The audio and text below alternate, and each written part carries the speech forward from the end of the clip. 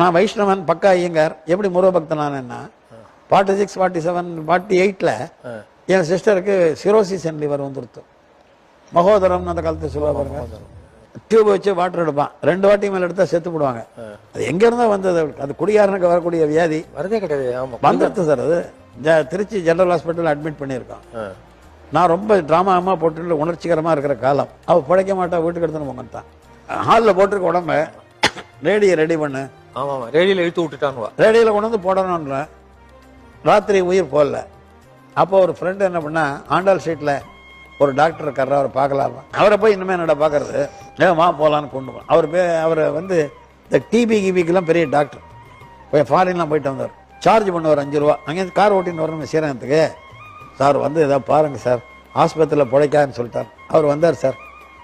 அவர் வந்து ஏதோ ஒரு இன்ஜெக்ஷன் போட்டார், பிழைச்சிக்கிட்டார். ப்ரொஃபேஷன்லாம் ஆரம்பிச்சா 6 மாசத்துல கல்யாணம் பண்ணி கொடுத்த போது எப்படி இருந்தாலும் அப்படி ஆகிட்டான் சார் உடம்ப. அந்த ஆள் பேர் சுப்பிரமணியன். ஆச்சரியமா இருக்கு. அந்த ஆள் பேரு சுப்பிரமணியன் முருகன். அந்த வினாடியிலேருந்து நான் முருக பக்தன்.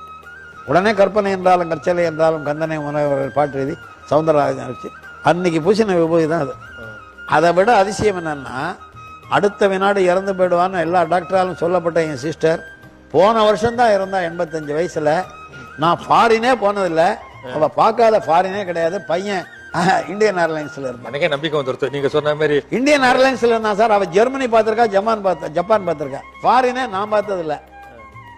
அவன் 85 வயசு. இப்பதான் கப்பல் ஆஃப் இயர்ஸ் பேக் அண்ணா அரலட்சிக்கு டைட். பசங்கள்லாம் தலை மேல வச்சு தாங்கினா அவளை.